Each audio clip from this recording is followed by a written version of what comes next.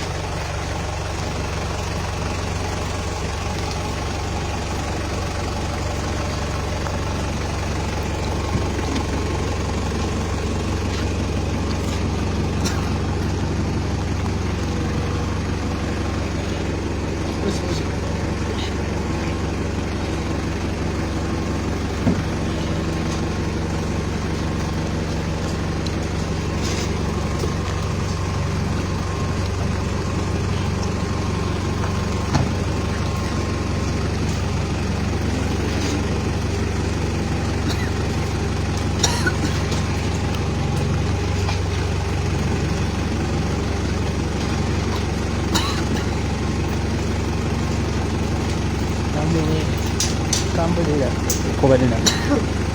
Cambolera, Covadina, Cambolera, Covadina.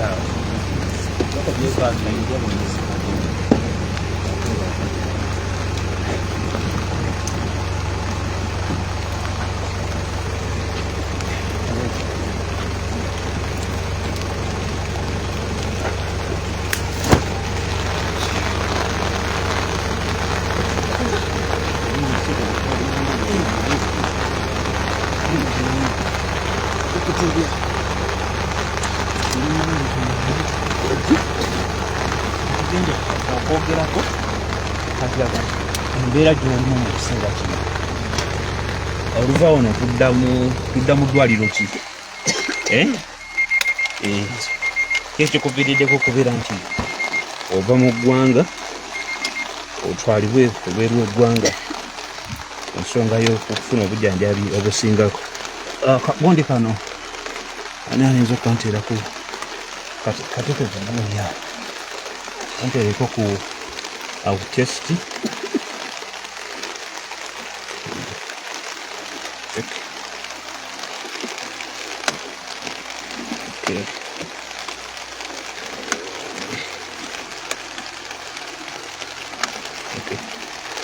genda kutandika obulamu buli butya mu kiseera kino era ki ekikuviiriddeko okubeera nti otwalibwa ebweru w'eggwanga okufuna obujjanjabi obusingako.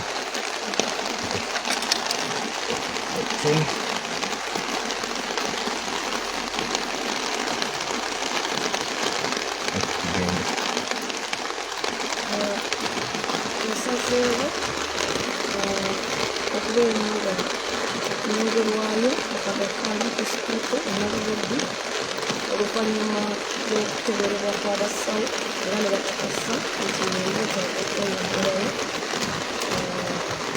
kubanga obulumi busigadde bukyakwongera ddala mu maaso olwabo nga mbadde nfuna obujjanjabi obw'enjawulo okuviira ddala n'okulaba ebyensanbya singa ddala okuntawaanya okuba nti minisibwa akalonda muno oluvannyuma lwokuba nti nali nakubirwa okupalamenti ngaetteeka ly'emmundu ly'essibe ate nga tukolanye emabegako nali nyinzeko operation olwansala kwagakaani ng'ebizibu era byenalina so n'olwekyo obuzibu obwo okulumisibwa okutuuka n'okunnebusa okutambula obulungi oba eddoboozi lyange okukaayo obulungi kireese obuzibu bwamaanyi esawo bakerera kino nakiri naye era bakakasiza nabo kyetaaga okuyongerayo kwaba bansala bweri abanakaweetinenge banabo batusobola okufuna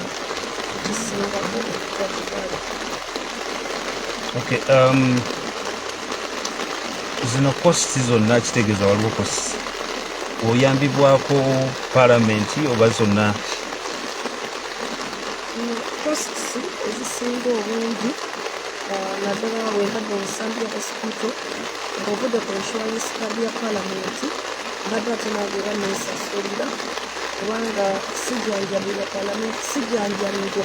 parliamentary board eya palamenti so okuba nti sirina privilege eyo sente ezeeteekamu era nezino zetugenza okutambuza za tiketsi ez'okugenda okulaba nga ekolerwako nebya feeding byonna ebigenda okubeera mu Agakagwawo byonna biba bikakatako kubanga si boodi ya palamenti ensasulira obuvunaanyizibwa bwa palamenti yo bwokka bwe yakola kadi gye yampa nanyingira ng'omubaka eyo yokka eya insurance ekayoka esobola okunyambako okusasulako birizi ezimu eziri ez'omuddwaliro naye bwe zisukkuluma ku ezo eziri ku kaadi oba zeyateesa era mba nina okwesasulira era kyembadde nkomesandiyo.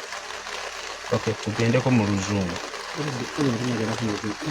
oli bwakusibula ensambya kubanga badde banga yonna ebimugero by'ensambya obudde bwagaanye kubanga tebasobola kubanga kujjanjala kimawega kugenda kindi ensambya bagezaako kubanga era wamanyi nafuna complications obuzibu mu kussa no oxygen saturation so babadde bagezaako okumpa oba tuziyite painkillers okusobola okulaba wabisobola okunyamba naye nsigadde ng'era nkyali munafu nnyo. nti obanga atereera mukka nomusigala ngaate olumi bukyaliwo. So n'olwekyo kyenava ngamba wamu n'abasolomanga nti oba olina ttiimu eya experts abaali bakukozeeko mu bupande emirundi 2 then tusobola okwekanendiira n'obeerangira eddwaliro eryo libeera nga likujjanjaba nga embeera ebassusseeko nayo lwaki tugenda kwenda amagakana hospital olunaku olwaleero. Obubaka bwe nnina obusinga obukulu nakwebaza Bannakampala mu kiseera kino ekyobunafu bannambudde nnyo bansabidde ate nga nebatasobodde kujja era olaba nga gye bali bakusabira era baweereza obubaka. Obubaka obwokubiri bwakubakomya naze omukulembeze waabwe omubaka waabwe nkyali mugumu nnyo nkimanyi nti kulesala zange zibampadde ngenda kutereera ate nkomewo naweereze obungiivu n'okusinga okwaso. Gendako mu luzungu.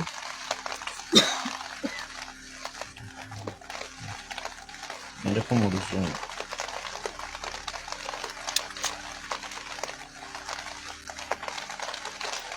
Today, I'm being airlifted to Agakagwawo Hospital for further medical treatment because I was recommended by the medical personnel at Zambia Hospital that my situation needed further engagement with the experts that handled my situation in the year of 2022, and we decided that I should go to the hospital so that I can seek better medical attention, and that's why we are going. For the duration you have been at Zambia Hospital, what are the recommendations from the doctors? They've been managing the low oxygen saturation, the pain from inside my entire body. Remember, I was earlier when operated at the hospital, and when I was attacked inside the parliament premises during the coffee deal, I got more injuries, and since then I've not been the same. So we hope that everything is going to be alright once I'm in the hands of the medical experts that handled me in the year 2020. Who caters for your medical bills? Currently, I'm not on the parliamentary medical board bill, so what I do is that I pay almost half of my medical expenses. For example, now that I'm traveling, I've had to use my payments to clear the air tickets. I cater for the feeding and everything. The only issue which Parliament is going to cater for is that I'm going to just present my medical insurance card at Agakagwawo Hospital, which was earlier issued to me by Parliament the moment I was sworn in. But that parliamentary card, insurance card, does not cater for all expenses. If you go overboard, then you have to, you have to pay the extra. But for now, it is the parliamentary card that I'm going to use. But as far as other expenses are concerned, I have used my own money, and I'm using my own money to facilitate this travel. But I also want to thank the people of Kampala and the leadership at my party NFP for the support so far rendered, because they have been also part and parcel of this process for me to travel outside for the medical attention.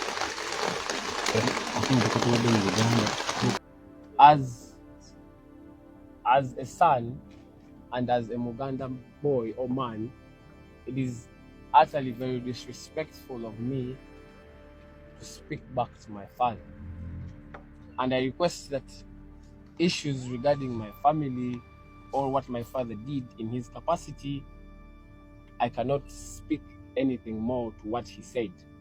However, like I've told you, I had a conflict between my personal beliefs and public responsibility. I believe for my actions, I was only fulfilling my official duty as the guild president.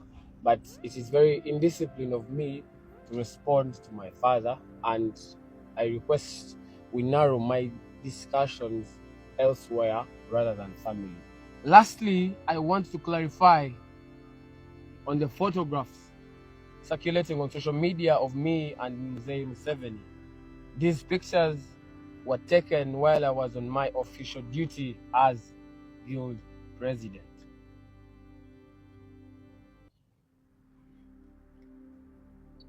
At the launch of the Research and Innovation Week, representing over 45,000 students of diverse political minds, beliefs, and I think it is at this point that I encourage Ugandans to enhance tolerance for diversity. Unfortunately, they have started a storm among the general public, my family, and students. Some opportunists are also using them to tell blatant lies for their benefit. Makerere University is a public institution, and General Museveni, by virtue of his office as stipulated in Article 99, subsection 3 of the Constitution of the Republic of Uganda, which vests executive authority in him to be responsible for the welfare of the citizens and safeguard the Constitution and laws of Uganda, among others. Ugandans must know that in hierarchy and the tree of administration at Makerere University, Mzee Museveni is the visitor on top of the Chancellor and the Chairperson for the University Council. It is from this that the Office of the President derives its mandate of providing leadership in public policy management and good governance.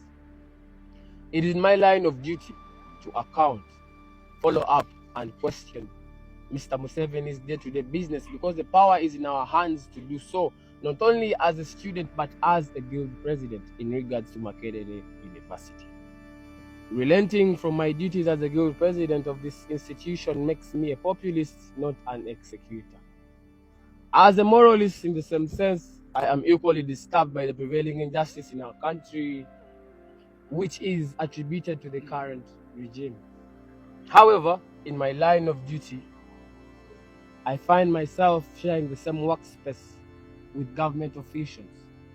Lest we forget, I am guild president because of the will of God and that of the students of this great university who are my electorate. That means I must put students' interest above my personal and political beliefs.